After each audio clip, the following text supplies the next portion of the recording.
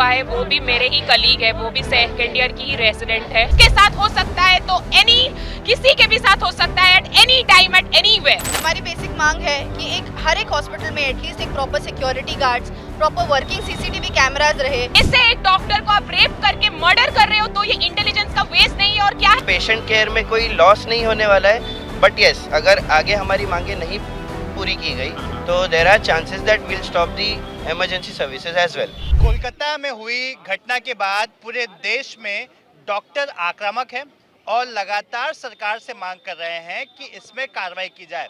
मैं मुंबई के नायर अस्पताल के बाहर हूँ। यहाँ पर आप देख सकते हैं ये सब रेसिडेंस डॉक्टर हैं जो अलग अलग प्लेकार्ड लेकर जस्टिस की बात कर रहे हैं और ये भी कह रहे हैं कि जो हुआ है गलत हुआ है और आरोपी के खिलाफ कड़ी से कड़ी कार्रवाई की जाए। हम लोगों से बात करेंगे। जिस तरह की घटना कोलकाता में हुई है, जाहिर सी बात है हर कोई दुखी है। डॉक्टर्स किस तरह से देख रहे हैं, सेफ्टी की बात कर रहे हैं? हमारा ये मानना है कि हमारा जो काम करने की जगह है वो हमारे घर जैसी होती है। हमको रेसिडेंट डॉक्टर्स कहा जाता है। रेसिडेंट का मतलब जो वहाँ रहते हैं। हम अगर हॉस्पिटल में हमेशा रहते हैं, 36 घंटे रहते हैं, 48 आवर्स रहते हैं और हम काम करते हैं, the least we can expect is हमारी सेफ्टी। हम जब इतने सारे लोगों की सेवा करने जाते हैं तो हमारी कहीं ना कहीं सेफ्टी भी एक बड़ा कंसर्न बन गया है अभी। जैसे आपको पता होगा आरजीकर मेडिकल कॉलेज में जो भी हुआ है वो इसी कारण हुआ है कि वहाँ पे एडिक्वेट सिक्योरिटी नहीं थी, सीसीटीवी कैमरास इंस्टॉल्ड नहीं थे।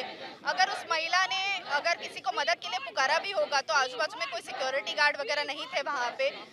एक प्रॉपर साइड रूम जो होती है जहाँ पे हम एक 36 आवर्स 48 आवर्स की अगर कंटिन्यूस ड्यूटी कर रहे हैं, कोई भी महिला हो या पुरुष हो, तो उसके बाद इंसान एक्सपेक्ट करता है कि हमें थोड़ा आराम करने के लिए एक प्रॉपर जगह होनी चाहिए, एक रूम होनी चाहिए जहाँ हम जाके फ्रेशन अप हो सके, आराम कर सके।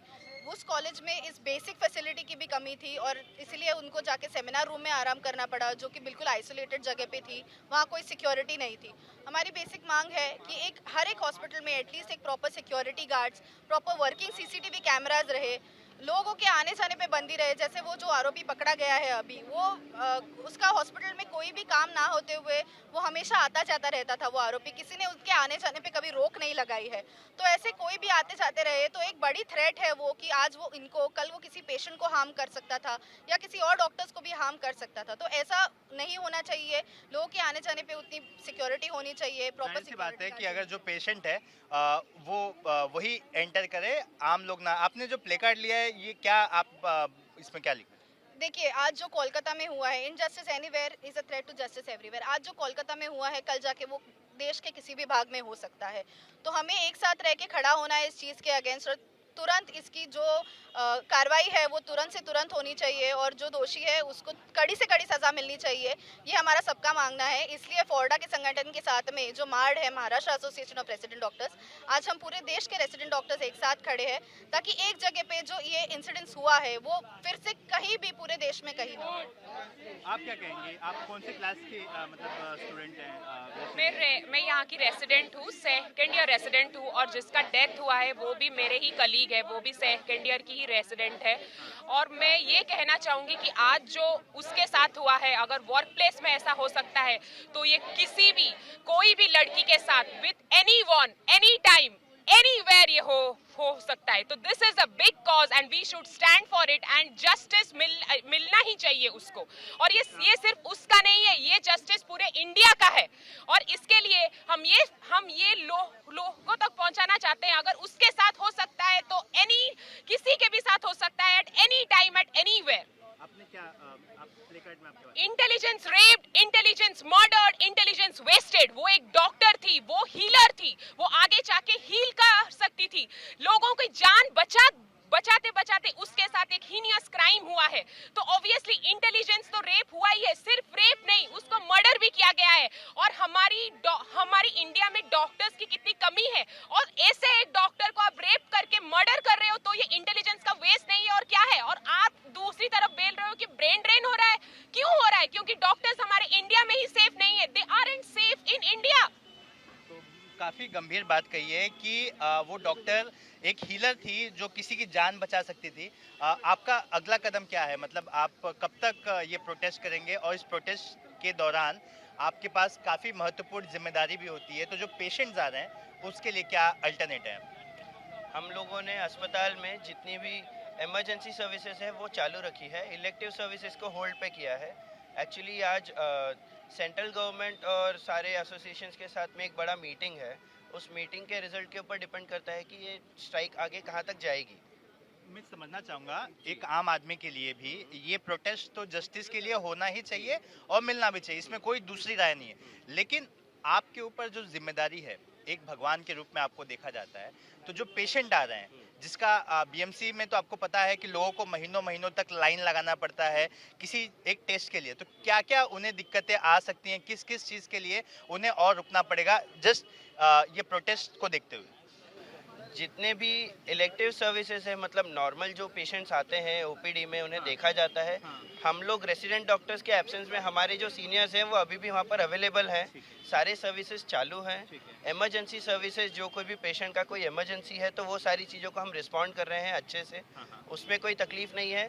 हो सकता है कि चीज़ों को थोड़ा सा ज़्यादा टाइम लग सकता है क्योंकि मैन पावर कम हुआ है, बट रुका नहीं है।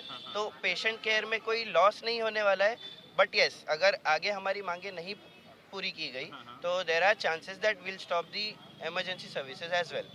तो ये काफ़ी बड़ी बात है जो डॉक्टर्स बता रहे हैं, रेसिडेंट डॉक्टर, कि अगर सरकार जल्द से जल्द इस पर कोई निर्णय नहीं लेती है तो आगे चल के इमरजेंसी सर्विसेज भी बंद की जा सकती हैं। मैं बात करूंगा जो टेस्ट डॉक्टर्स करते हैं, जैसे सीटी स्कैन हो गया, एमआरआई हो गया, या फिर जो दूसरे टेस्ट हैं, क्या उस पर भी इसका असर पड़ा है लोगों को? सारी इमरजेंसी सर्विसेज है, वो सारी इमरजेंसी सर्विसेज शुरू है। जो भी चीज़ इमरजेंसी सर्विस के अंदर आती है जिसमें पेशेंट को तकलीफ हो सकती है, ऐसे सारा सर्विसेज शुरू है। और बाकी भी सर्विसेज शुरू है, बस वहाँ पे हम लोग नहीं है। ये हमारा हड़ताल है इसलिए हम लोग वहाँ पे नहीं है। बाकी वहाँ पे सीनियर डॉक्टर है और वहाँ पे इंटर्न डॉक्टर्स भी शामिल है। सो वो पूरी तरह से सक्षम है अपना हॉस्पिटल संभालने के लिए। ये हमारा एक प्रोटेस्ट है, इसलिए हम लोगों को, हमारी दीदी को न्याय मिले, इसलिए हम लोग यहाँ पे आए हुए।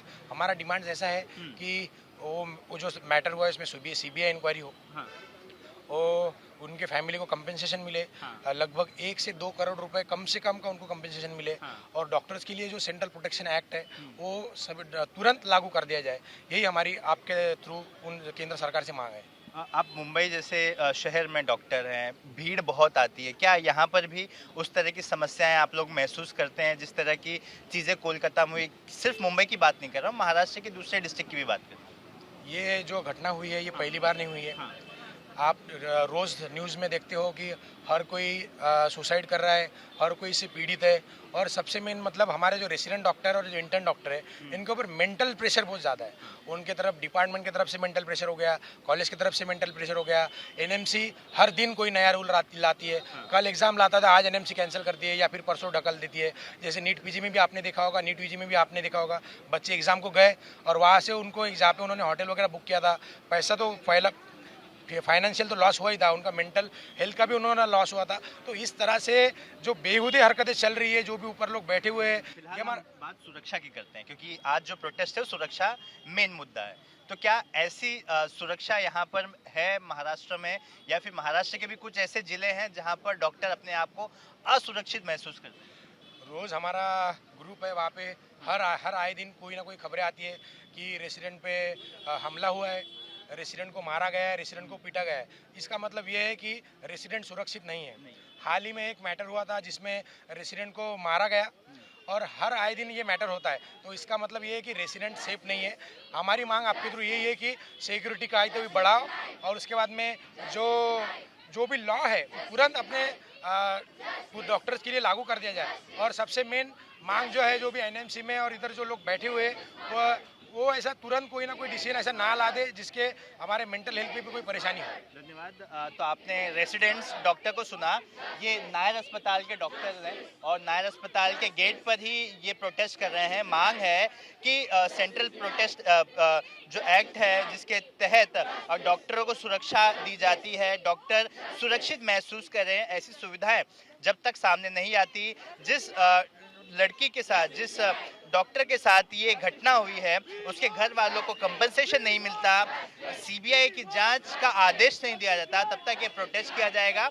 और अगर सरकार फैसला लेने में और देरी करती है तो आगे चलकर इमरजेंसी सर्विसेज भी बाधित हो सकती हैं। कैमरामैन सचिन शिंदे के साथ Suraj Ojha, ABP News, Mumbai. For exclusive and insightful videos, subscribe to our new channel ABP Live Premium.